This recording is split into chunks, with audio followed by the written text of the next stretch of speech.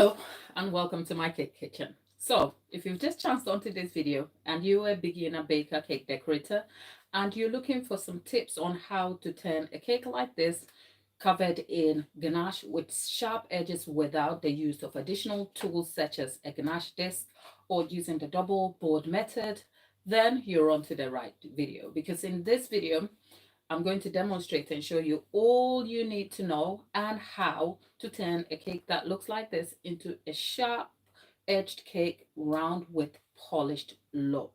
But if it's your first time and you don't know who I am, my name is Gladys. I'm a baker and cake artist, and over here I make simple, informative tutorials to help you navigate cake decorating easily. I also create baking tutorial live, tackling subjects from the baking processes, ingredients selection to decorating basics. The aim of these videos are to inform, educate, and inspire so that you have relatable, achievable tips and hacks to help you achieve baking success or decorating success in your own time, in your own kitchen. So if you're just chancing here, hello and welcome. It's a pleasure to have you. And today I have this cake. It's not a customer cake, by the way. So I thought I'll bring you along the demonstration of making this cake and turning it around into a sharp cake with clean edges, polished look, ready for decoration. So I guess before we decorate a cake, we would have undertaken a few phases or processes before this stage, which is filling and stacking the cake. On the homepage, I have pre-edited videos that are beginner friendly, and I've covered the subject of how to fill and stack a cake expertly like a pro in many variations, so you want to check that out. I have specifically created videos for filling, covering, and even breaking down the decorating process from the basics. And most of my decorated cakes, including themed cakes, cover those subjects in detail. So before anything else, that is, if you've never covered a cake before or have no idea how to go about it, go back to the homepage, check on those videos, inform yourself. But in the meantime, we can take it from the fact that this cake has already been filled and stacked. These are layers of chocolate cake and some red velvet cake. I guess touching on the subject of cake pairings, there's no specific reason for these flavors except these were the cake I had left. It's from a family friend, and I thought I baked some cakes for demonstration and some testing recipes, so it was great to put together. But these are not just random cakes I put together, especially if they were for a customer. Sometimes when pairing cake layers, you want to make sure that the layers you're pairing together probably have the same they match in terms of flavor. Because if I had a chocolate cake filled with chocolate buttercream and I had a lemon cake, there would be a stark contrast between the flavors, which can be difficult. But red velvet has a closer link to chocolate cake. Some people erroneously think red velvet is a chocolate cake with coloring in it. I may disagree, but that's an entirely different subject to cover another day. So the selection of cake layers here is purely a matter of convenience. So ignore that. But otherwise, these are chocolate cake layers filled with chocolate buttercream and finished off with some layers of red velvet. This is a 5-inch cake standing at 9 inches. So this is what you will call essentially a double barrel cake. Normally, most cakes generally stand at about 4 to 5 inches tall. Anything over is either a tall version of a cake that may derive double portions of the servings. But cake servings in itself is a completely different subject altogether. But this, the logistics of covering a tall cake comes to mind because it also has some fairly difficult challenges that if you're a beginner, you want to be very mindful of. With that said, the cake has already been filled and stacked here. I have left it to chill. Like I said in my other videos, when you check that out, you will see the complete processes that I employ to ensure that my cake remains standing. But if we take a closer look at this cake, it is anything but well structured. You can see there is buttercream almost coming out of the sides over here. The cake itself has broken pieces And sometimes, if you're a beginner, this can be scary to tackle. So there are a few things you want to do here before you start. Key of it is that this cake is layered on a 5-inch cake card. Now I'm going to get myself a... If you look underneath here, there is a cake card. It's a round cake card that in some countries will be called a cake circle. Now, a cake circle serves the basic purpose of becoming a barrier between my work surface and the cake itself. At some point, when I transfer this cake to a display surface, which in this case is a fondant covered board to give me a clean looking display and a clean polished look to the cake when it's presented, I'm going to have to put a knife underneath this cake to lift it. So the 5-inch cake card serves as a barrier so that I don't have contact with the cake. It is convenient for transfer. But key to the decorating process is that the 5-inch cake card underneath here serves as a guide for me to cover the cake. You will see that when we come to the covering process in a minute. But I just wanted to point that out, that there is a cake card here that will become a guide. Some decorating tutorials may not consider the card here. And there are different processes or different techniques for different objectives. Over here, I just try to employ the most convenient and practical process and techniques so that you can start right. So for your cake, since it's a 5-inch cake, we have a 5-inch cake card. Now, the use of secondary tools that I mentioned, like a ganache disc, those are extra things that can help you achieve clean, sharp edges easily. I guess as these video tutorials continue, I may come to teaching you how to use the ganache disc or some other advanced things like I forget the name, I'll tell you in a moment. It's a pot thing that has been derived in the, it's very popular. I'll come to it. It's, my brain is just gone blank on it. I will remember it and tell you about it. All of those will help make life easier in the decorating process for you.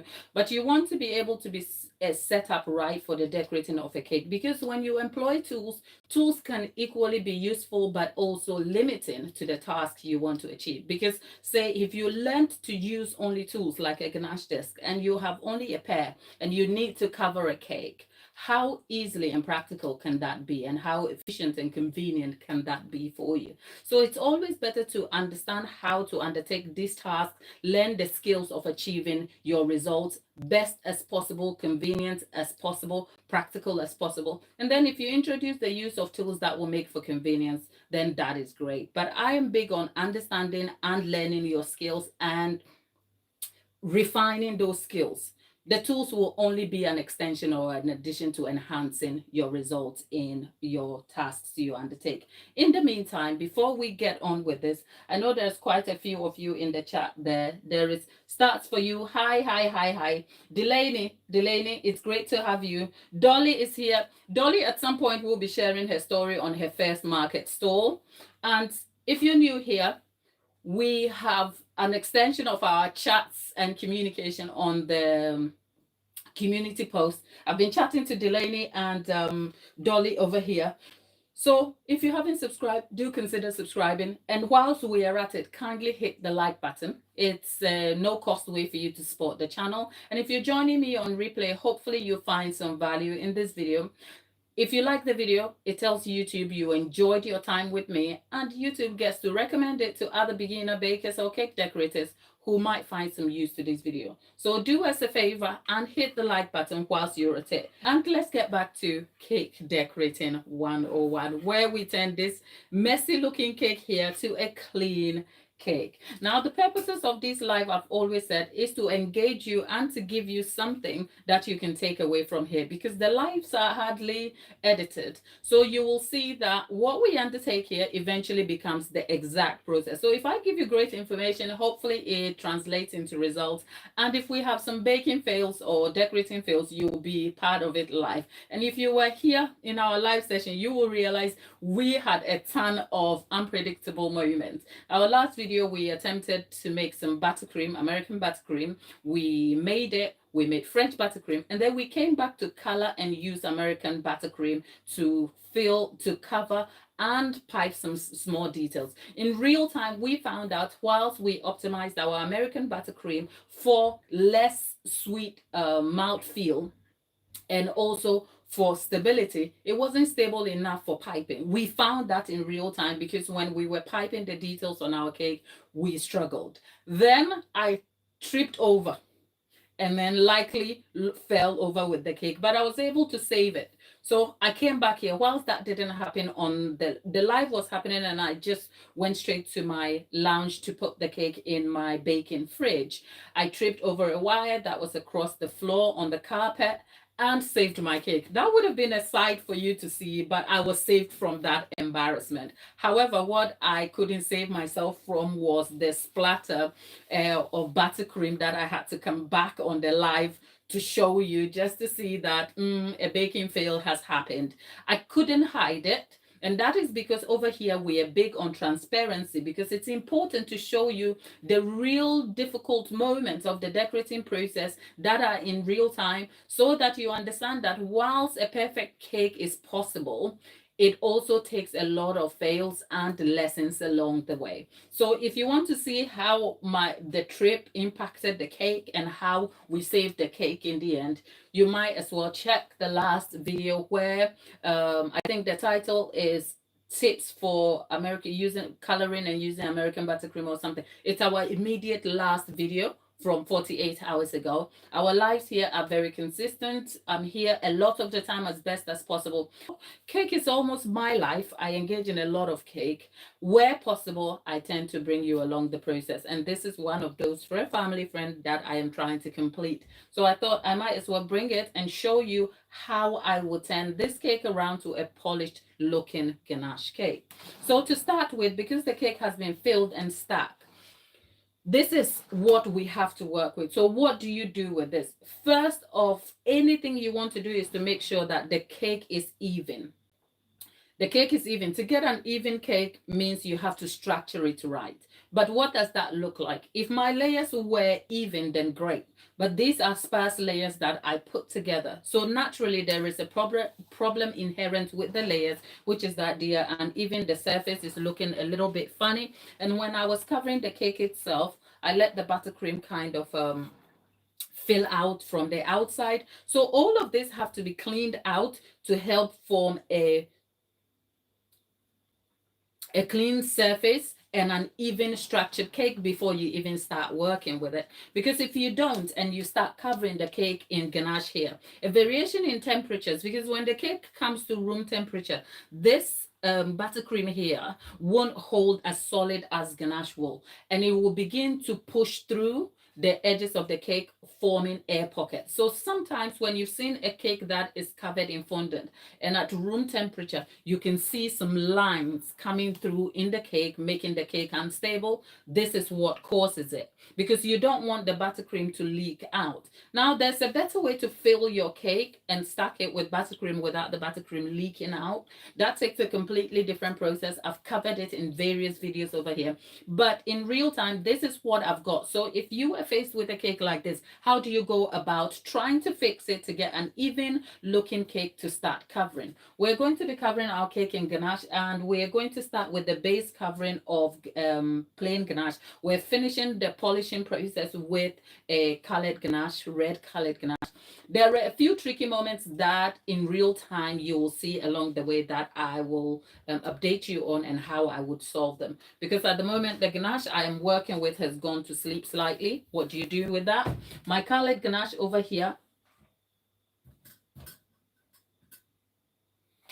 My colored ganache over here has gone sleepy too. What do you do with that? So there's a lot to learn out of this video today and a lot of tips to take with you. So stick around and hopefully you have some great value to go along here. So first of all, the cake itself on a good note is chilled and steady, right?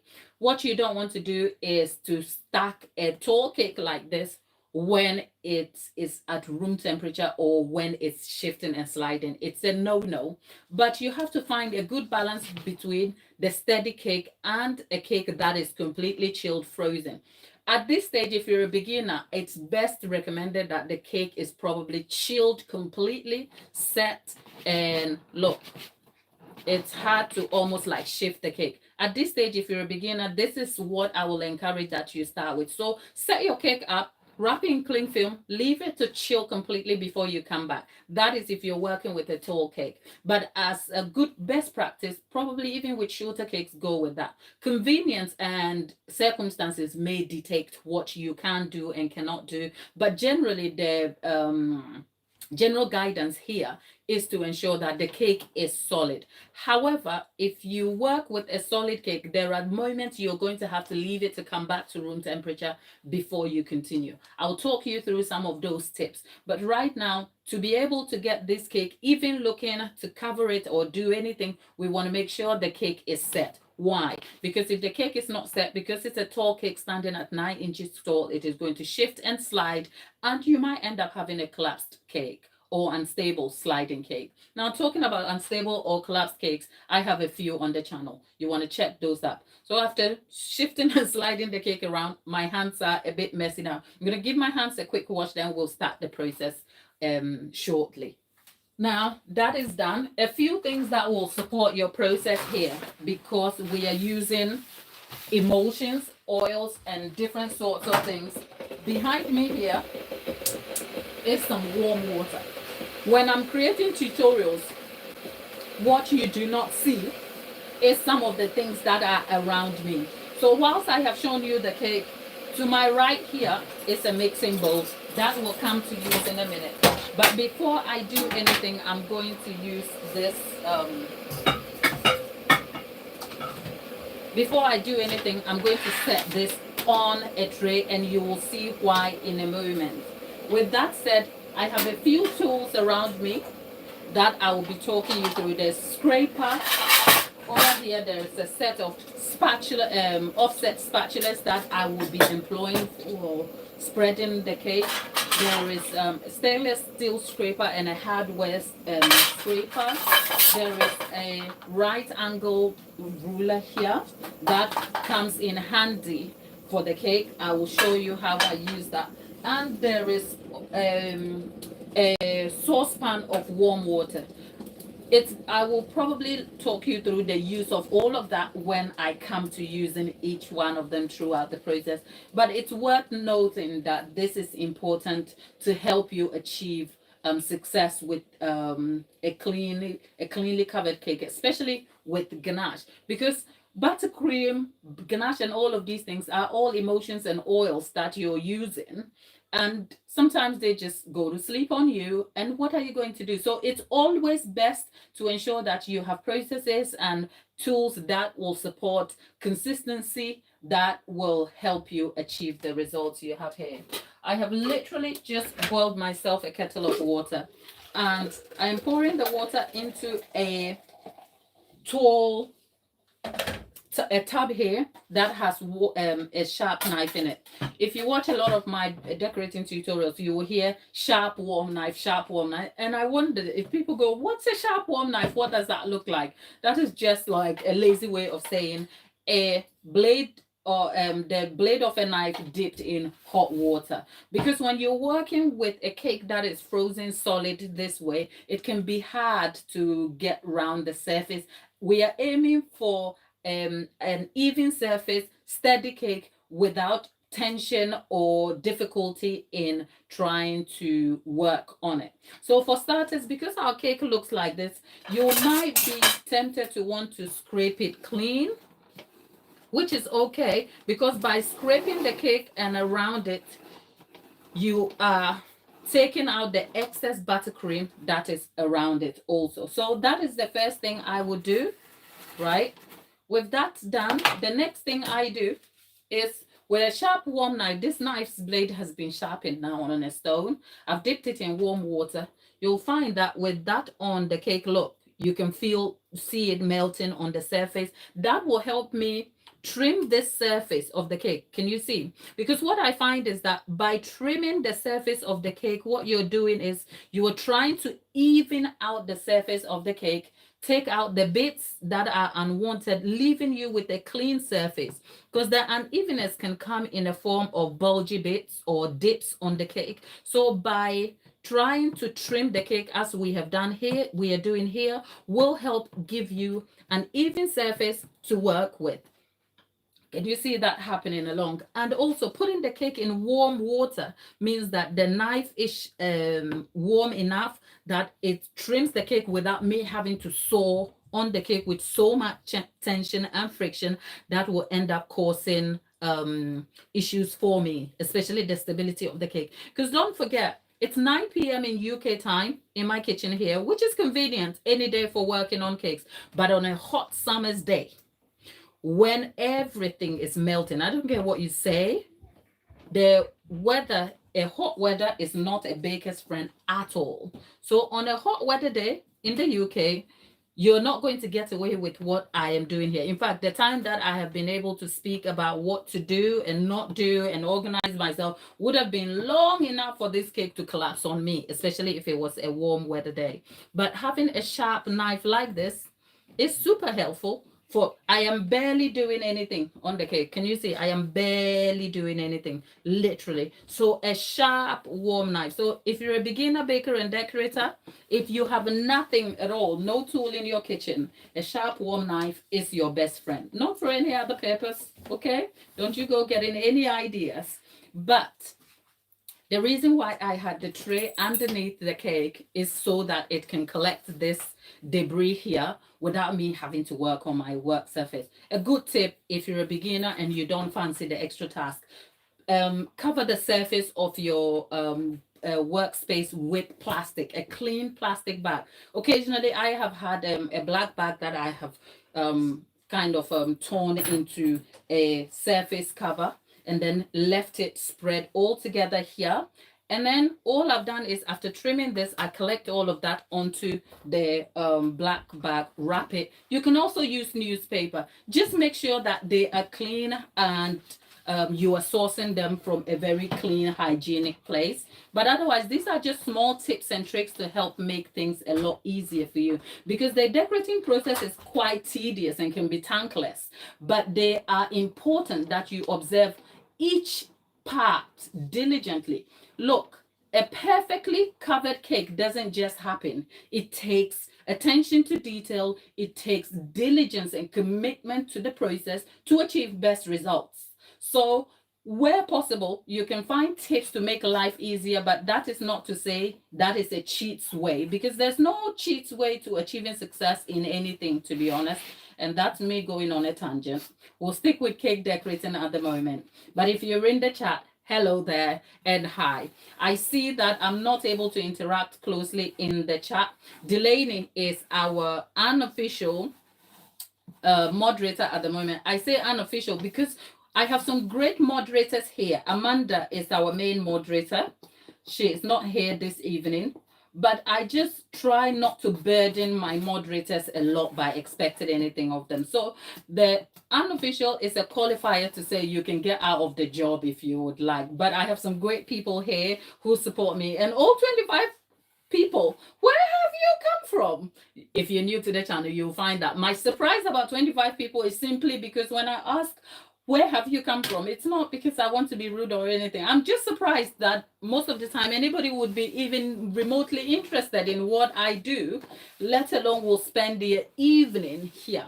But I also understand that a lot of you are supportive of my channel. You've been friends. We are online friends here. We chat on the community post. There's a great support here. The vibe is positive. So even if you're not a baker, you're not interested in baking, join us here. We can catch up, see what you are up to. What's your Saturday been like? My Saturday has been very cake filled, all right? A lot of cake. I can show you. I'm sorry. I wish I could give you a peek of what I am covered in cake. I wonder how I'm not cake myself, okay? That has been my Saturday. But as you can see, the cake has transitioned from the messy looking cake we have to what we are looking at here. Can you see the transformation? Such a simple task of just trying to trim the cake. Now, let's talk a little bit about trimming. For this purpose and for the cake we are presented with, trimming is best to achieve an even looking surface, but trimming may not be the same for every cake. I am big on trimming because I have a very small thing where when I cut into a cake, after the cake is covered, obviously. The crust of a cake, it hurts my eye, but that is purely based on preference. Okay, I have control. I'm a cake maker. There are things I can do for my cake and for myself that's suitable for me. I don't go about preaching that to every and anybody. So if you left this and you saw a cake decorator who didn't trim their cake, that is not because they're doing it bad. It's just a preference thing. But trimming comes with its advantage, which we have just seen here, that we have an even cake to work with. But the other thing that trimming also does on the cake is it helps you, gives you a gap. Now, we have a 5-inch cake card here. Now, let me get that. We have a 5-inch cake card here, which I told you will end up being our guide to getting a round, perfectly shaped cake. But if we didn't trim the cake, right? The cake is 5-inch, the card is 5-inch. It means that the cake is filling the entire space or surface of the 5-inch cake card underneath. By the time we come to add ganache to cover the cake, you'll find that the ganache is edging out, because imagine if the cake was all whole, 5 inches here. Where were we going to put the ganache? We're going to put the ganache around the cake, which means that the cake will be more than 5 inches by the time it is finished. So by trimming the cake, you have control to create a small gap between the cake and the card, and that gap becomes the space into which you fill your ganache. And by using the card as a guide, you end up with a cake that has less covering on it, because that's a good way to also control how much ganache you have on the cake or how much buttercream is covered on the cake. And you will see that. I think sometimes it's easier. I just want to make the point for what it is worth, so you have some sort of understanding, but the process will be better understood when I come to showing you what exactly I am talking about. So bear that in mind. So for the 5-inch cake card,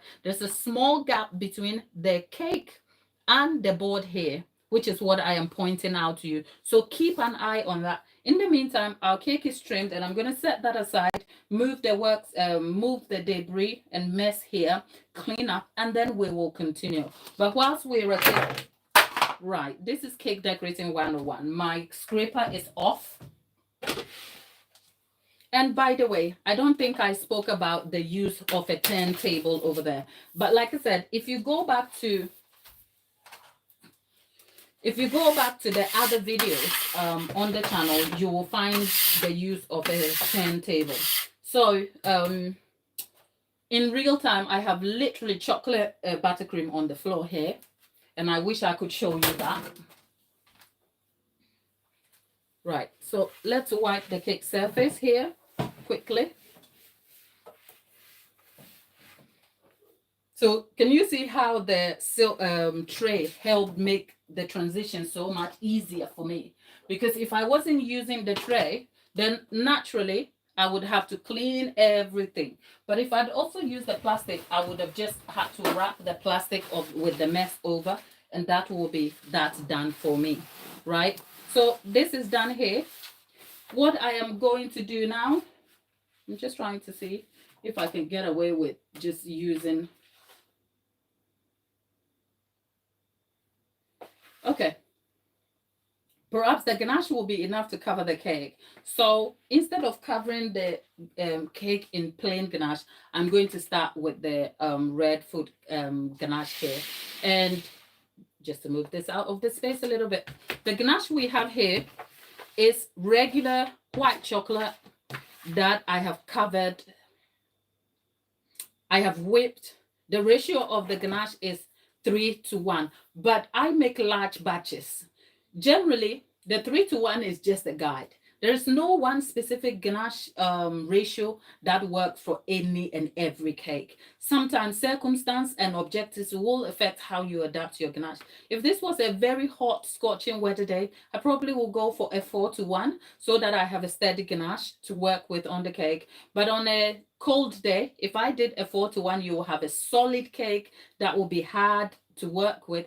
And increasing or decreasing ganache comes with its own issues. So that is something to bear in mind. But as a standard guide, this was a kilo of ganache to 350 grams, mils of cream. The cream, I have a short series that I discuss the use of cream and all sorts. Perhaps we'll tackle the subject of ganache at a later time. I don't want to confuse the whole process here. So bear in mind, I'm only using ganache, but perhaps depending on how this goes, we might finish this live and I'll be back to cover a cake in buttercream, and then we'll see what techniques and hacks we will have. But let's stick with ganache. So I'm covering this in ganache, and we have red ganache here. It has gone to sleep. This is the ganache whipped to give it volume and make it easy for and convenient for spreading. So what I'm going to do is I'm going to, if you look at the consistency here, look what's happened. Look, I've told you, cake decorating will present you with unpredictable moments. You will never be prepared for some of the things that will happen in your cake decorating process. And if you haven't had a cake fail yet, sis, you wait. It will happen. I'm not cursing you. I'm just telling you what is ahead of you so you are better prepared for it. So the cake is going to be finished as a black, a red football themed cake, which is why I'm using red ganache. So I'm going to pop the ganache in the microwave for about 10 seconds, because what we don't want to do is melt this ganache into a runny consistency. We're going to have a whole issue about that.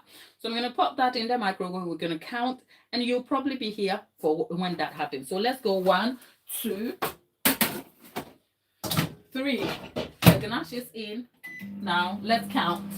10, 9, 8, 7, 6, 5, 4, 3, 2, 1. 10 seconds. Let's check. Okay. Right. Exactly the consistency I was looking for. Any more than this and we have melted ganache. So it's a good thing. We got exactly 10 seconds. The steps I took were 3 steps to the microwave and 10 seconds count, and we have spreadable, easy ganache here. Now, to cover this cake in the ganache, you want a few tools. Most importantly, an offset spatula. Offset spatulas come in various sizes, lengths, and widths.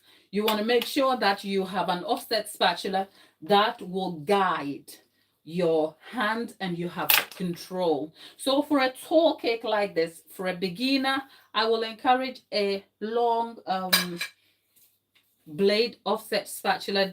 This is about, where are we? Yeah, the blade itself is about 8 inches long, but if you add that, it goes about 9. Yep, about 9 inches long. That is the sort of offset spatula to start with, but there are different offset spatulas for different purposes. Like this came in a set of 3. I picked this on Amazon. I think I have a link that to my I don't have an Amazon shop front yet, but I do have links to these, and I'm not even subscribed to the Amazon affiliate. So you can purchase this at no added cost to you. They came in a set of 3, the longest being the 9 inches. And then there is a small one, but I'm using the long one here. Now for the consistency of ganache, once we get the ganache, you just want to get to work with it. Remember, our cake is still steady because it is chilled. So I am going to start by going for the base. Now what you don't want to do is start going this way, because by so doing you're spreading the ganache thin on the cake. Remember the 5-inch that I said will serve as a guide. If you squint closely, you can see that I am using my 5-inch cake card underneath as my guide for spreading the ganache. You want to make sure you are putting more on it, because you know what, the more you put on it, you will be able to take out. But this is crumb coating. Crumb coating is the phase that the cake is covered thinly in ganache or buttercream to seal in the crumbs. We are aiming for a polished cake here. So crumb coating means that because we trimmed the cake, we want to make sure that we don't have the brown and red crumbs coming through the cake. This is a fairly colored cake, so those are not going to be apparent. But if you wanted a cleanly plain looking cake, Crumb coating is necessary for making sure that you don't have your crumbs come through completely. Now, one good tip at this process, you saw me dip my knife back in there. That's a no-no, okay? Because when you move the knife around the cake, you're picking up crumbs, right? And if you dip them straight back into your ganache, you are introducing the crumbs back in, which is counter productive to your aim of a cleanly polished cake, and also the process of undertaking the crumb coating to rid of crumbs. So you get a secondary object where you can scrape your spatula on there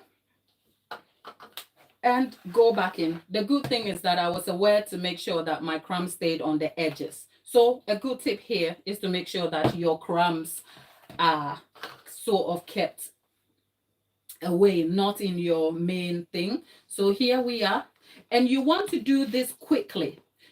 Over here, because I'm using ganache sets quickly, and if the cake is cold, the chill of the cake touching the ganache will set it rather quickly. So perhaps this is where having done this time and again, it comes handy to me. Can you see why crumb coating is necessary?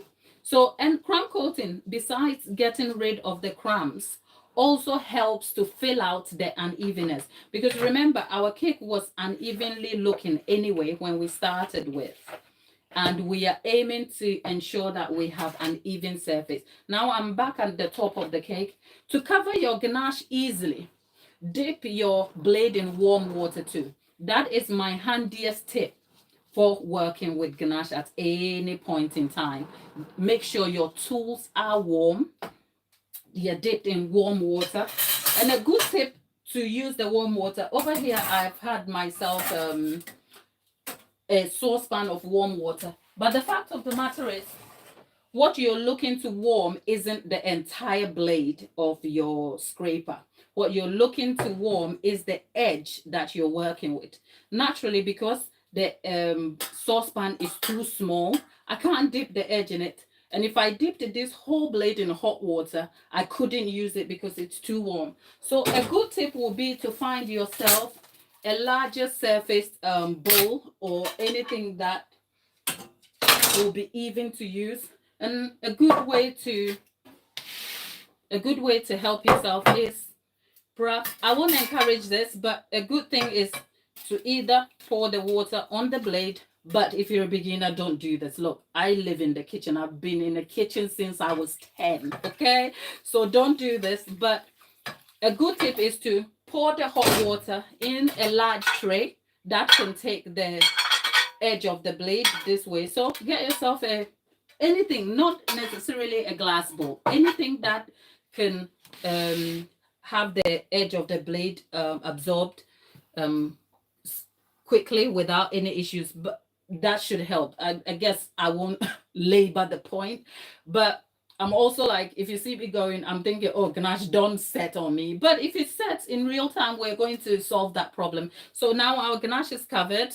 If we were to tackle the scraping of the excess ganache on the cake using a not so warm blade over here, we will have problems because it won't scrape easily because the ganache would have set. But because I am using the warm blade, it scrapes easily.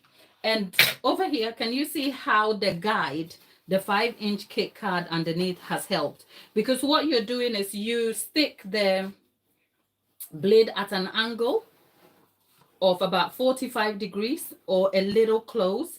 And then what you're doing is, with that angle, you just move this around. One thing that is less talked about is, whilst I like to work on a cake surface, the tricky part here is that sometimes if you don't know how to scrape, you might be scraping the foil covering of your cake board. And that is really not a good idea. So you want to be able to check that. But in the meantime, here's what we've got. At 45-degree angle, all you have to do is move the board around. And of course, I think what comes natural to me is to just do this at one go. If you're a beginner, you can do this in phases. 1 and then 2. Clean your spatula. offset spatula, and then come back in 3, and then you're done. Can you see how easily we have covered this? What is the cake looking like? Far away from the mess of a cake that was here earlier. And I hope this proves some use to you. Whilst we're here at this stage, the cake decorating process, I will leave this cake to set, because getting a cleanly covered cake is all about the layers and how you achieve success with it. So if I were to I could go ahead and add some more ganache to polish it out, but I want to be able to achieve a clean polish at a consistent pace of doing this. So we trim the cake. We have covered it in ganache now, but as you can see, when I was talking about the buttercream leaking through, if you look closely, you can see buttercream pockets here. And that in itself is not a great thing, because on a hot weather day, that will become problematic for creating unevenness and instability in your cake. But our weather works for us.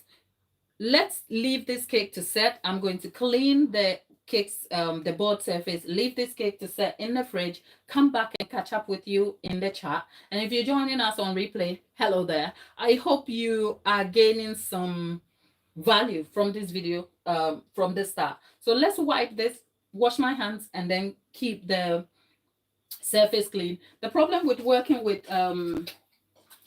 colored anything, especially in the decorating process, is that it can be a bit messy. But if you're not scared of messy, then I guess that's a good thing.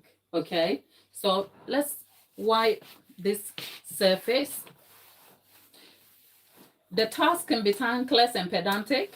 I am tempted to go put it in my baking fridge in the lounge, but that is where I tripped from my last event.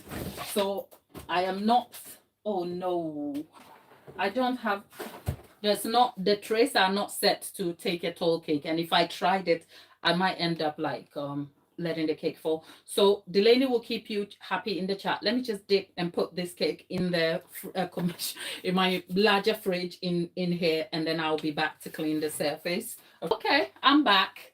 All right, thank you for your patience, and thanks for being here with me. I'm gonna wipe the work surface. See, the excess ganache we have is here, and can you see the work surface? We have a splatter of red ganache everywhere. Sometimes when I finish cake decorating, my hands look like I've been at a murder scene. Oh, take no notice of me. It's a lot of fun here, and most of my cleaning items can be a bit bloody, right? Red is not a very favorable color at all. This is going to be a football themed cake. It's a very simple cake. But when I finish covering it, I'm not going to be able to finish the entire decoration here. The aim of this video is to turn this into a cleanly covered cake. But when I finish decorating the cake, normally I will update the community page with photos. So you want to keep an eye on that. All right. If you're in the chat, there's 23 of you in the chat over there. How are you all? And what are you doing this evening? It's Saturday. Is it 6th? Or yeah, it's 6th, right? Saturday, 6th of July. I can't believe how quickly the year is running. Look, if you're here with us, join us, hit the subscribe button, come join the team here. We are fun. We enjoy ourselves over here. We support each other through our decorating processes. We chat about what we are up to. Delaney, our moderator, who you would have seen in the chat, is prepping for a band, is practicing for a band thing. Dolly has only just undertaken her first market stall. She says it was such a great experience. She had so many people take her business card. She was asking me in the chat community post how to advertise for her business and all of that. So I did invite her onto the chat to tell us all about her first time experience. Of owning a store there. So if you're in the chat there, hello again. Oh, shout out to Mikoki in the I am terrible with names. I hate. Okay, so Mr. Is it Mr. Jesk? Mr. Jesk wants a shout out to Mikoki from Tonga. Hi there from Mr. Jesk. Are you from Tonga yourself? Hello, hello, hello, hello. That is a different part of our world, isn't it? Welcome to the channel. It's a pleasure to have you. So Mikoki, is it Mikoki or Mikokai, something. I'm so sorry, I can't seem to get the name right. But shout out to you out there. Your friend Jesk, Mr. Jesk wants to say hello. So Mikokai, if you're watching, this is a shout out from your friend Mr. Jesk. MM. Oh hi. Oh hi MM. MM in the chat. MM. Hi, hi, hi, hi, hi. Great to have you this evening. Good to have you, and thanks for being here. Shorts for you. Oh, shorts for you. Thank you, thank you, thank you. I'm pleased you're interested in what I'm doing and you find my videos useful. Oh, shorts for you. You were in the chat encouraging everyone. Thank you for doing that for me. Delaney, how are you? Delaney, how are you getting on? Shorts for you says, which buttercream is your favorite? Shorts for you, are you still here? I am answering your question. Shorts for you wants to know which buttercream is my favorite. Swiss meringue buttercream. It is very technical to make. Not as technical, not any worse than Italian meringue buttercream, which is the bee's knees of most buttercreams. But I like Swiss meringue buttercream a lot. So that is answering shorts for you. Shorts for you. Hello there. Dolly, are you here or you've left? Dolly, it's Gladys. I hope you are having a great time in the chat. Dolly wanted to know what some of the tips for advertising a business. I'll be honest, I couldn't tell you one that works besides word of mouth. And that is simply because maybe by intention or just things happening the way they have been. I haven't always been actively marketing my cake business because it's never been a thing for me to want to sell cakes actively. Everything about the cakes I do goes against, like, no, I don't even want to tell people I make cakes. And that's simply, there's a reason for it. Because I enjoy cakes. And the part where people wanted to buy and cakes from me became an extension of something that the people around me, for their support and encouragement, would talk about and kind of spread the word on my behalf.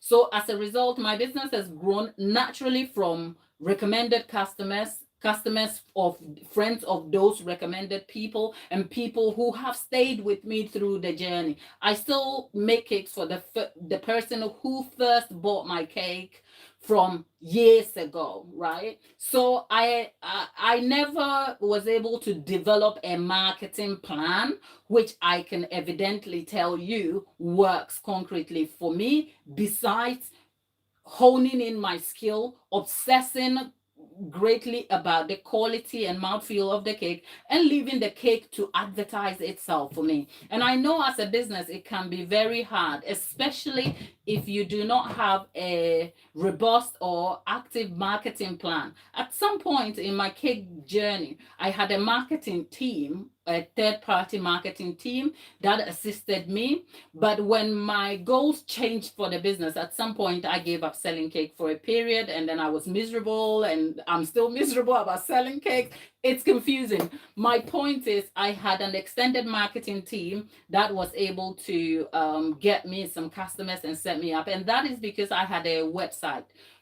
More than 50% of my customers come from the 50% comes from the website through the website traffic, and the other 50 are the return customers who have stuck with me. So I can only make recommendations that have worked for me based on my own experience. However, with the emergence of social media and different platforms from which you can start advertising, I will recommend that based on the research information and recommendations by people who are actually adept with the platform of social media, I think you can start on TikTok because TikTok is very beginner friendly. It's every the opportunities on TikTok are very friendly to any and everyone. So, Dolly, if you want to start advertising for your cake, I think you can start with TikTok. But don't just land on TikTok for doing sake. I'll tell you this for nothing.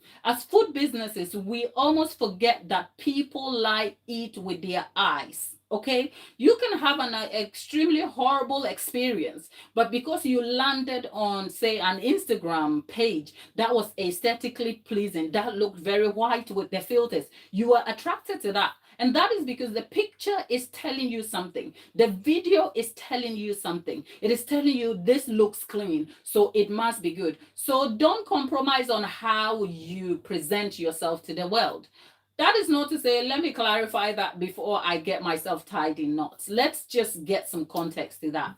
In this day and age of AI and different tools that can help people almost present a not so real image of the truth, I'm not encouraging you to go and set yourself up with an unrealistic presentation of what you are advertising. What I am simply asking or recommending is that you take good care of what you are selling to the public and ensure that it is presented in its best light, close to the realness and authenticity of your circumstance, right? But that is not to say go and make sure that the mess in your kitchen is all around, because the processes of baking and cooking gets messy. If I was chopping onions, you will find the onion skin and cover and everything on my table.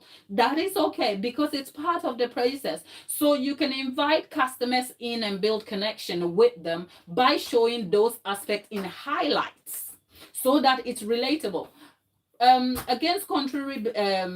Against general perception, people actually prefer what is real and true. Okay, so one of my goals here is that to show you what is real. Okay, otherwise I would have stuck with long form content, which is shot in a studio set in my lounge that I created.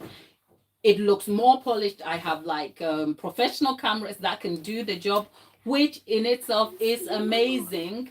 But the lights leave me very high and dry and in my real form. Okay. But as I'm talking to you here, I'm telecasting over my phone. My son is on the other side of the phone. He's pulling faces at me. I am surrounded by 3 studio lights. That is giving you a brighter presentation. The corner here you see is not because I want to hide anything. It is the best way I can communicate and present myself to you. But if I showed you the whole angle of my kitchen, you will boil over. There is the cake with trim to my right here. There is more cake bits here. I am look. All I'm saying is it's not a perfect scenario. But if I show pictures of sometimes the washing up. If you look on the vlog, you will see that I am creating. There are vlogs of me making about more cupcakes, about 200 cupcakes in my kitchen, and I am completely shattered. The angle of shot is wider. You can see that my kitchen is occasionally messy. I have shown that in highlights. Why do I do that? To bring some sort of realistic presentation of my circumstance, to create connectivity, to create connection.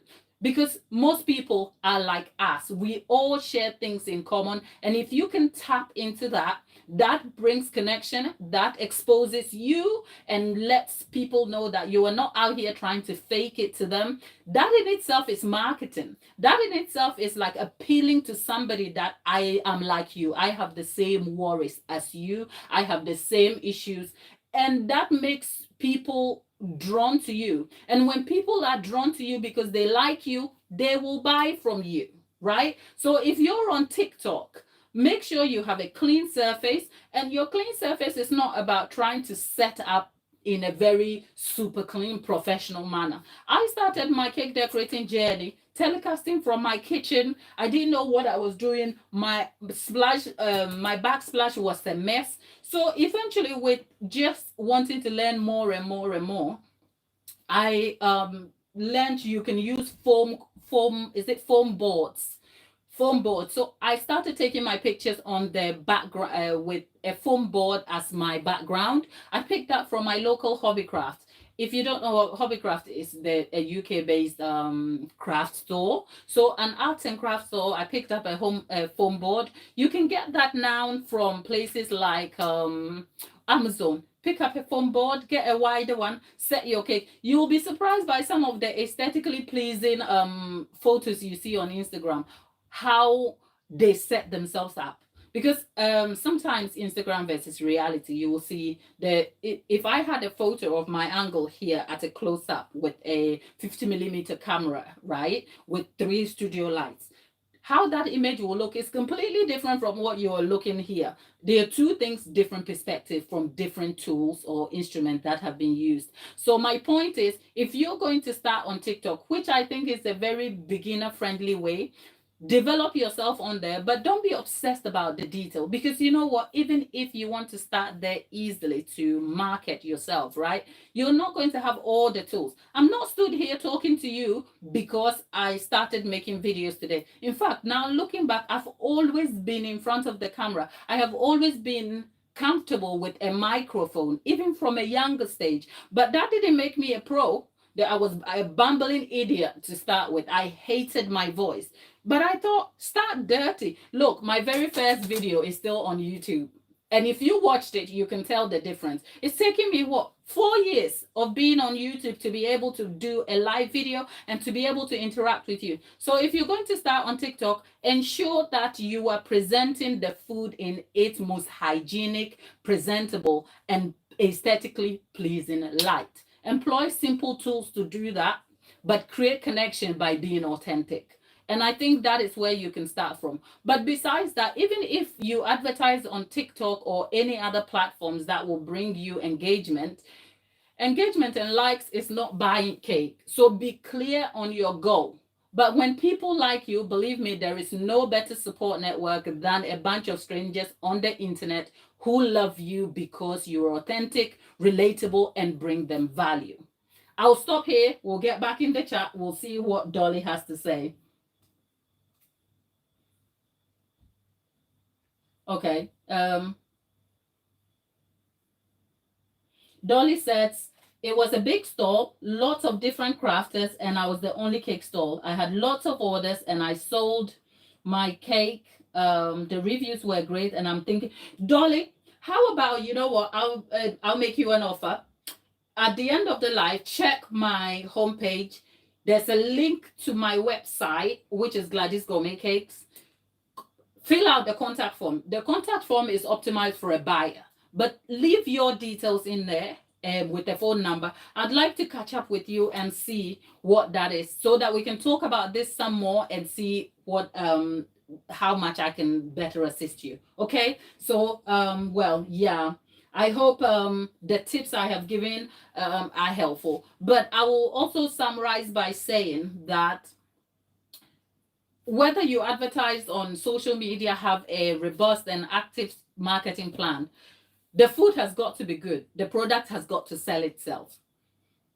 Okay, so you have to, your best marketing plan is to ensure that your cake is lit. That's all I'm saying. But otherwise, it's I hope the tips I have offered are of some use to you. We're going to go get the cake so that it is not frozen solid. Dolly, keep the chat going. If you're in the chat, hello there. I'm just going to go get our cake, which we were covering. It's left in the fridge to set. Okay, so our cake is back. After setting in the fridge for a little while, this is our cake now, right? Can we see? So the next thing we want to do now is go back and fill out the bits on the cake. The problem is that I have kind of worked against myself, but I'm not looking for the cake to be super polished, so I can live with that. So from here on, the next thing is to start with the surface of the cake where we have gaps. So you fill that out.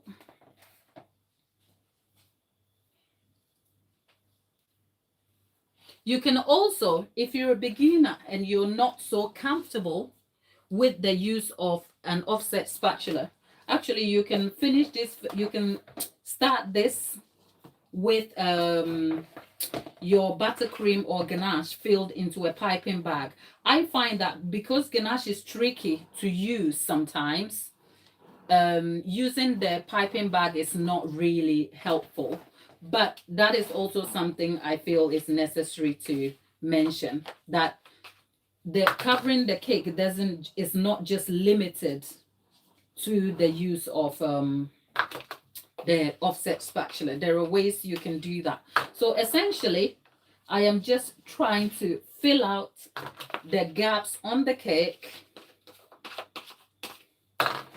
by using the ganache. But at this stage, it's worth noting that consistency of ganache is helpful. If the ganache wasn't set to the right consistency, and say it was it has set and was solid, and I was spreading the ganache, it would be very difficult. I am testing a few different things with my ganache. I used to just make plain white chocolate ganache. Now I tend to add a bit of what's the name? It's, look, I can't remember. You're not always going to remember everything, but I will leave notes in the description box. So we are trying to scrape this clean, right? And there you have it. And there we still have more gaps on there, which we will come back and fill. So the polishing of a cake, to achieve a polished look on a cake, is all about layering on the surface of the cake. Layering layers of ganache to fill gaps. So there we have it.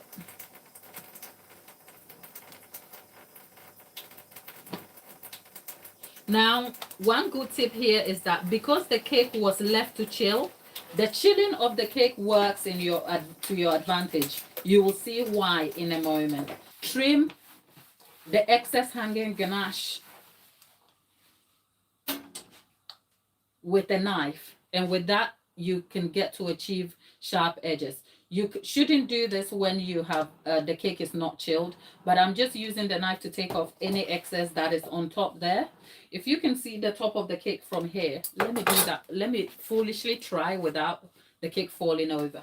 Can you see the top of the cake is, let's see, yeah, right. So look, can you see the top of the cake here? Right. That is the key to achieving sharp edges on here. Yeah.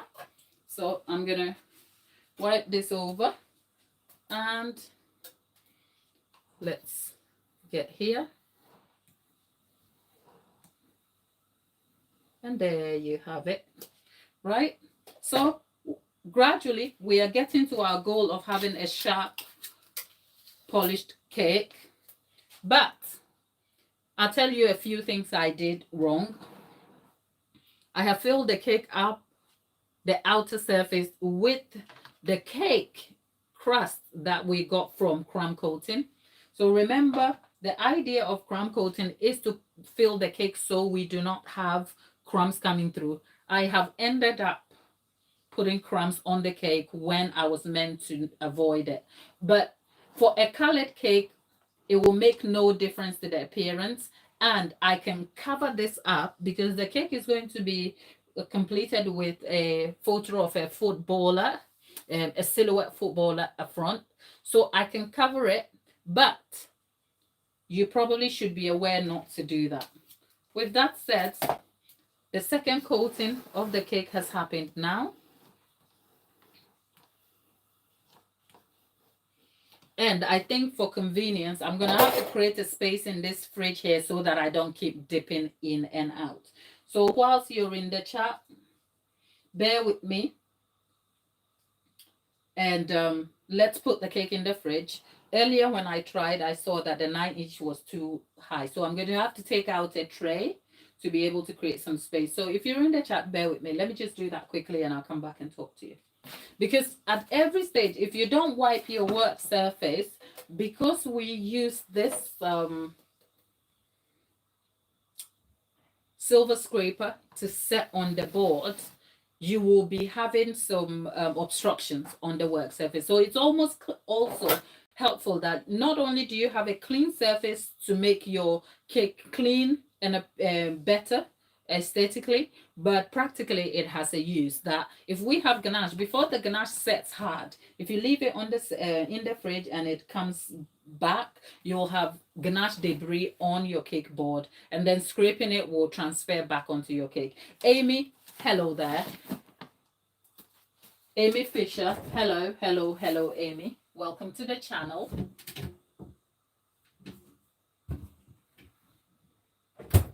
Amy, welcome to the channel. It's a pleasure to have you. So I'm clearing my work surface a little bit so that we don't end up with like layers of a mess to work with, okay? So bear with me. And we're going to get our cake back now again.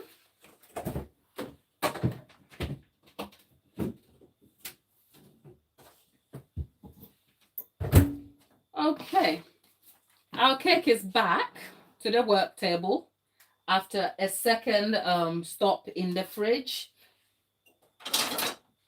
Just as a guide, my hands are warm, by the way. Remember, I just came back from running my hands under hot water. But if my hands weren't warm, a touch shouldn't leave a dent on it. And at this point, we can go on to layering the surface with more ganache. I am using a small offset spatula now.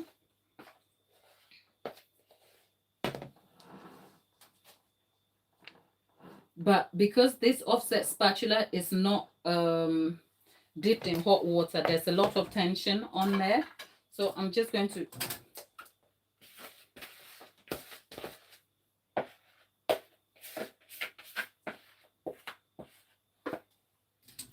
use the other offset spatula, and that's the trouble with the warm offset spatula. So from the top of the cake, I am spreading the ganache around. Yeah, we have a dollop or two on there, and then I move that all around and out, right? And I'm gonna start by filling the surface round, which goes all the way around. Come back.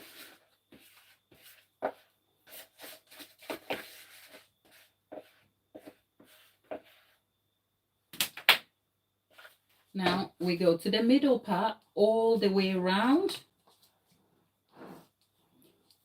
One thing I have to also add here is that I realized that I hadn't colored more ganache than I need, because the intention was to cover the cake in plain ganache first as a crumb coat, and then finish it off with the coloring of ganache. So I am also trying to ensure that the ganache will spread evenly.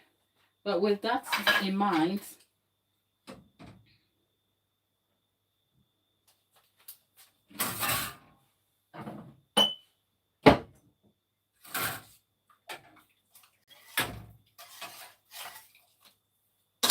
okay, we have our warm blade back here, and slide, lift, right? Then you scrape that off, and then you go back to where you lifted it off from, 45 degree, and then slowly, without much pressure, because if you apply more pressure, you're going to end up with lines on the surface. I think we are getting to a polished look here. So I'm going to fill the little pots of holes on the cake. We're taking it from here, small hole here. And then on here, it is a meticulous process of doing small little things to make sure that you get the best results out of it. So you can't hasten this process, I should say. There are things you are going to enjoy. There are things you're going to absolutely hate repeating, but just focus on the goal, okay? Just, if you perfect the basics of decorating by understanding the process you're undertaking, why you are undertaking it, and what it will lead to, I guess you will be encouraged. but in a very honest way also. There are things you can control and things you cannot control with your outcomes. For instance, you cannot always control a perfect outcome where the weather is working against you. So some days you have to pivot and adapt. Okay, and I hope that is some sort of encouragement for you. If you're just joining us, you will find that this cake started messy looking, and now look at where we are headed. Look, okay, right, we're nearly there. Yeah, and at every point in time you have to see the progress you are making too, right? So whether this is difficult or it isn't difficult, remember where we started from, where this cake was like messy looking and you're like, what is that? And now we've come away with it. So sometimes let the process also encourage you to keep going. I guess that is a bit like life, okay? Just enjoy life and let the process teach you that you haven't always lost. Now I'm talking to myself, and that sounds like a tangent, isn't it? Okay, so now after scraping the cake each time, I have to go back and fill in the spotty spaces that are on the cake, right? So so that is done, and then I am filling the top part.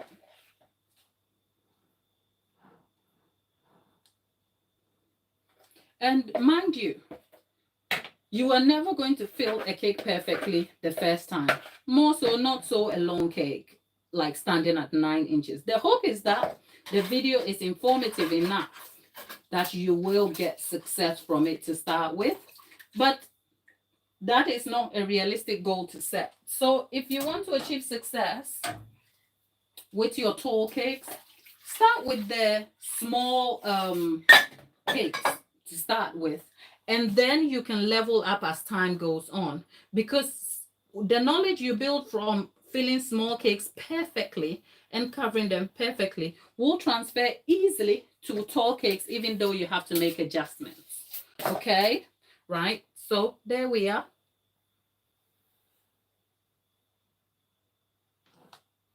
Okay, there you go. There. So for a polished looking cake, we are nearing our goals. Who was here when this cake started? Who was here in the chat with us? Give us a thumbs up. And if you're liking the look of our cake so far, like this video. Let YouTube know that you are enjoying the value that this video has delivered to you, so that YouTube can go ahead and recommend it to other people who will find it useful too. Yeah? Okay. Right. There we are. Going. There you are. Right. And I should say, as a cake decorator, you should learn when to stop. Because one can end up being too obsessed with trying to get it perfect. And at some point, it will be counterproductive. Okay? So, okay, Dolly has been here since. Dolly, what do you think of our cake?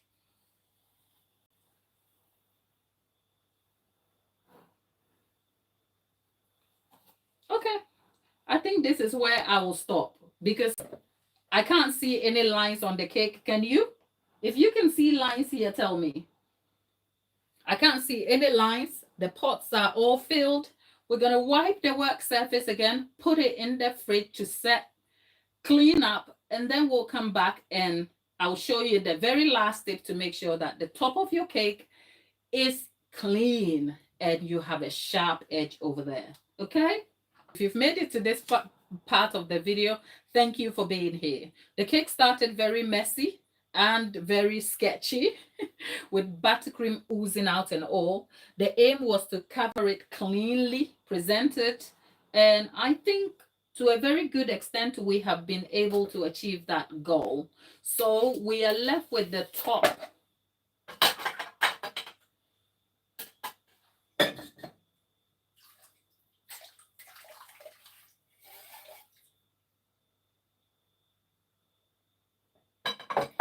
right? So what I am going to do is give it a last scrape, because when I was cleaning the top, I ended up going with, okay, so there we have it, right? Okay, I can see a small dent here, which, okay, that's now me being super pedantic about the cake. But either way, you know, sometimes when I'm filming for long form videos, you almost have to make sure that for the frame to be aesthetically pleasing, you almost have to wipe the scraper at every point in time before use, and you're like, why? This is not realistic. Okay, so there you have it. So I'm gonna finish it with the last scrape here, the final polish, and that's it, we're done. So that's it, truly. I'm gonna put that in the fridge to set. You need this to set completely before we come, and then we trim the top. Dolly wants to know what kind of food coloring I used for the coloring of the ganache. I use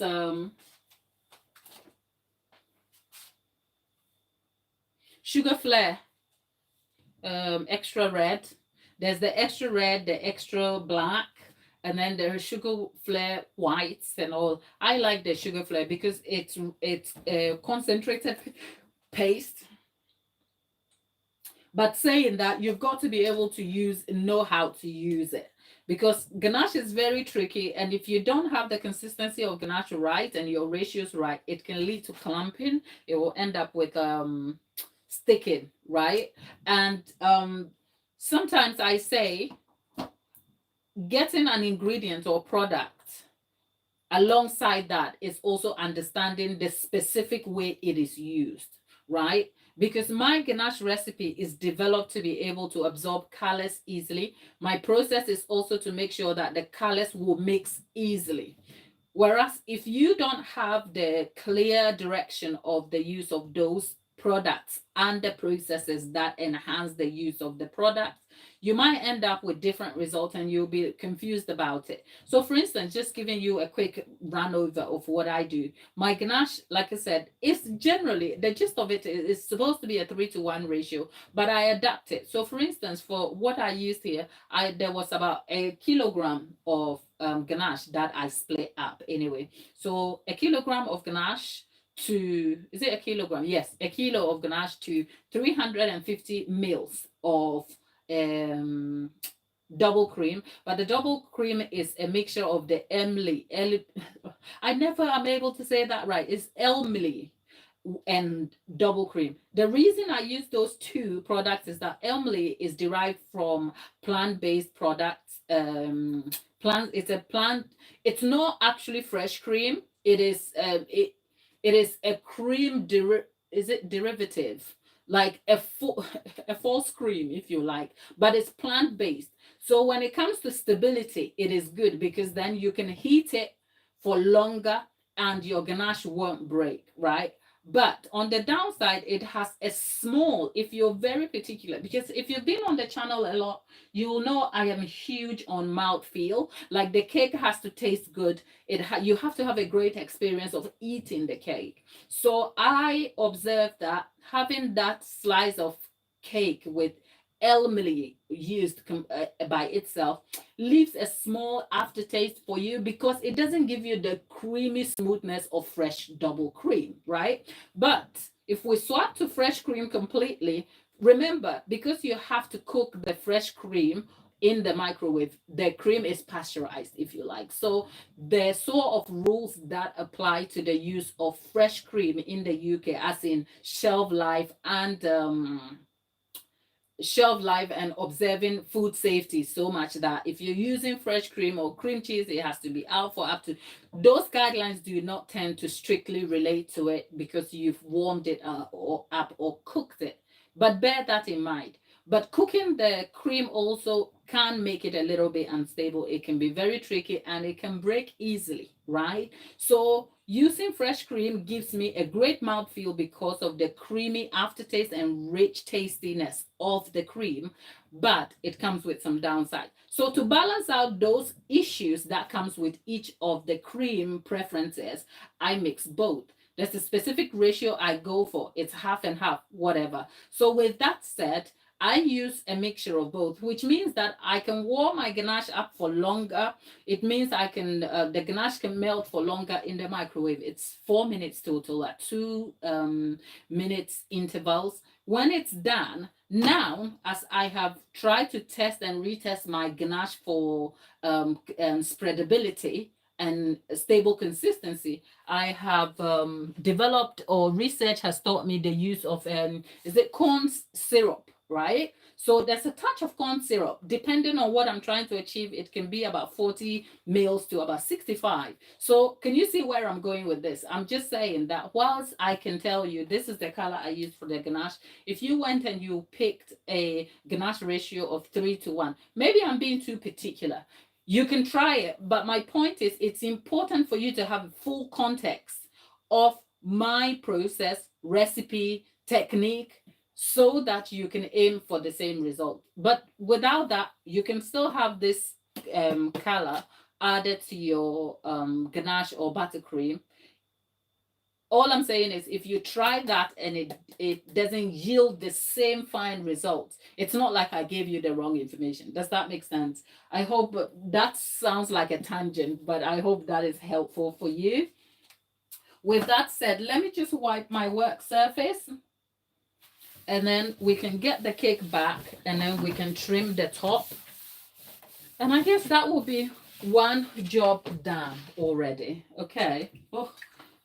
Working with the red ganache is just like the absolute worst. Why am I complaining? Anyway, hello there. If you're in the chat or if you're joining us on replay, such a pleasure to have you. And thank you for spending your time with us this evening. If you're just chancing in here, I am Gladys. I love cakes. Have you noticed?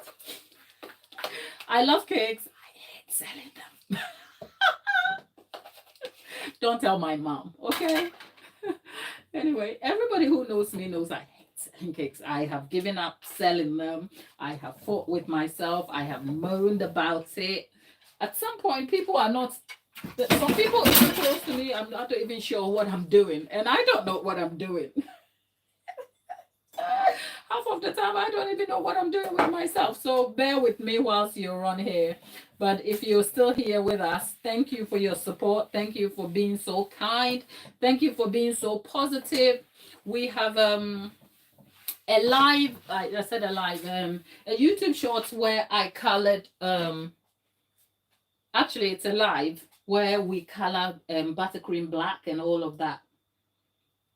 So you want to check that out. So with my tangent about coloring ganache and all sorts, I have a live where we colored black buttercream, American buttercream. So you want to check that. There are real lessons in that video, in that we got the results that we wanted for the coloring, but using the same buttercream to pipe, we had some really tricky obstacles and lessons to learn along the way. So I will encourage you to, if you're a complete beginner, right?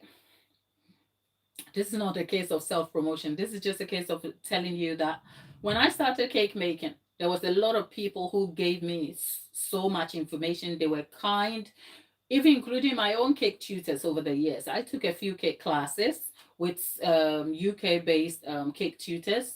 Some of them, yeah, they are all on social media, and they were so giving to me. So when I'm on the live, my hope is to give that back, you know, because not everyone can afford a class at this moment in time, especially when you start decorating. Sometimes you stumble into this thing in your kitchen and you enjoy it, and you don't know your left or right from it, or you don't know where you're headed with that, right? So that is the part where you experiment with your process, and you experiment with your own intention, and you question yourself, and you are worried about making the investment of a class, or you can't even afford a class altogether, right? Not everyone has the resources to be able to undertake a class. So the intention for the live videos are not just for the sake of doing. The live videos are to bring you a real life experience of the cake decorating process, empowering you with achievable techniques and processes that can help you undertake baking in your own home, in your own time. So these are actually like learning resource materials and learning resources and materials that you can utilize to your advantage. Okay, so make use of them and make your voice be known, right? I am here to serve you. I enjoy, have you noticed? I can talk for England, okay? But I don't just talk for talking's sake. The aim of me standing here is to be able to serve you in a very diligent, value packed way. And that is important to me. The value proposition I make on this channel is very simple. I make simple, informative tutorials to help you understand baking, decorate baking processes, and undertake decorating easily. Okay, if you go to my channel page, you can see that baking and cake decorating made easy. It is important to me that we achieve that as a goal for the channel. So make your voice known. If there's a video you want to see, come on now, come and tell me all about it. Somebody in the chat in one of our earlier videos asked me about what it means to use a whisk to whisk your cake batter in the creaming process instead of your paddle attachment. And that was like, wow, I've never thought about that. In the nearly a decade of making cakes, by sheer practice, I've always used the paddle attachment. So I thought, let's work this out. Well, yesterday I had a short out, you'll see. I used the whisk attachment. One cake baked great, the other was like funny looking at me. The middle was raw, and there's a risk of tunneling and other things. That is because the watcher or the friend of the channel asked me a question, and I thought I'll answer it. So there will be a time where I'll come back and then we'll use that the whisk attachment. But I tested it out, and I think there is some great results to be achieved from there. So hopefully, if we come and achieve that, do that practice, the results should be serving to that person. We started a series where I wanted to adapt my own original recipe to see if I can derive a different texture of cake that I was aiming for. Well, the questions from the community posts and interactions led to that series extending further than I actually thought when I started. Then we had a short moment where you pick a bake and I come to do it. And we did a lemon and poppy seed, and then we did the pineapple upside down cake, which was nominated by our lovely Amanda, friend and moderator of the channel. So you know what? Don't just be a watcher and a quiet bystander of the process. If you like baking, know someone who bakes passionately and has struggles. Ask them what their struggles are. Come and put them in the community post. Leave comments in the live sessions or on the long form videos or in the daily shorts. Look, I produce content for all formats. There's long form. I think the long forms have slowed down lately, right? But we'll get to that. There's the daily shorts. Every day there's the shorts, best as I can. And then consistently, we create live videos. This week, this is, I think, my third or fourth live. I don't know. You know, so there's enough tutorials to help you out. But bring your voice over, let yourself be heard. But whilst you're at it, if you haven't subscribed, what are you doing? Come on now. Come on, join the community. Am I not giving you value enough? I'd like to think I'm serving you enough. So join the community, hit the like button. Okay, hit the like button so we know you are enjoying what we're doing over here. Finally, that is our cake. Now, just so you know, before we get to at least the final bits, if you touch the top of our cake here, you can tell it is set, right? Not as set as I would normally have it, but it's fair enough. So the first thing you want to do is get a sharp knife. I've dipped it in the hot water so it is cold. It is hot. I've wiped the warm water off it so we don't have the water dripping on the ganache to melt it. So at an angle, leave that here and then run that around the cake. And there you have it.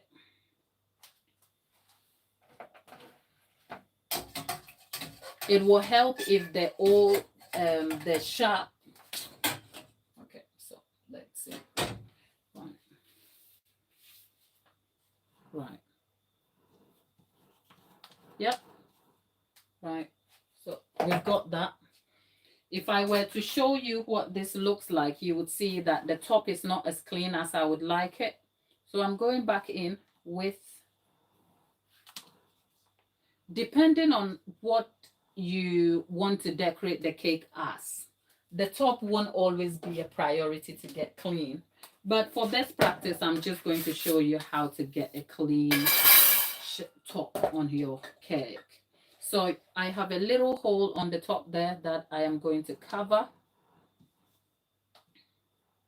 Yeah.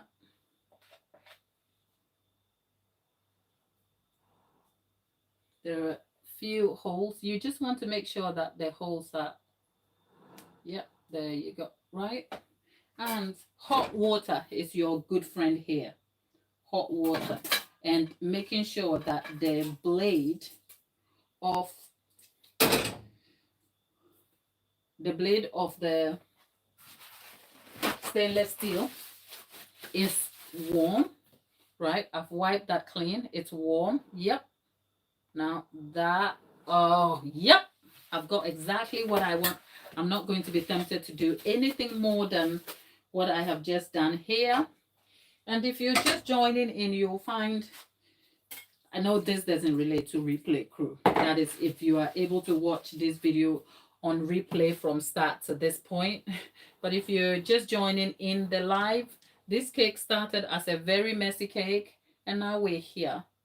If you've been here since the cake transformed, leave a thumbs up in the chat and let's see. So what I have done here, just in case you were wondering what I did over there, because I scraped the cake and cleaned the top of the cake, I have just used the scraper to gather.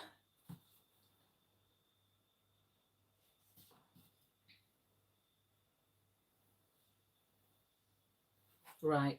I have just used the scraper to gather the little thin excess here, which is better than the large clump of ganache we had excess on the top. So essentially this is what we have.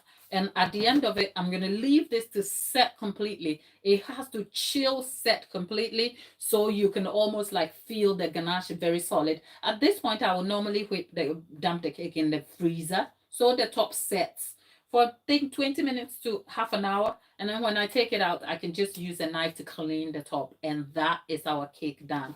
So this is a very simple, beginner-friendly way to achieve sharp edges on your cake. Now, if I were to put the knife through here whilst the ganache is not set, it will break and then it will create an evenness on the top. So we'll leave it as that here. Have we achieved our goal of polishing, achieving a cleanly polished ganache cake? Yes, especially from where the cake started. Do we have it? Do we have a straight, steady, standing cake that is structured or optimized for better presentation? Of course we have. Now, could I clean this better? Yes. But are we going to hang around for 25 minutes to do that? Okay, so this is how you transform a cake that has buttercream oozing on the side, that is uneven, looks a bit sketchy, how you can transform an unpolished looking cake to a polished, straight standing, well presented, covered cake.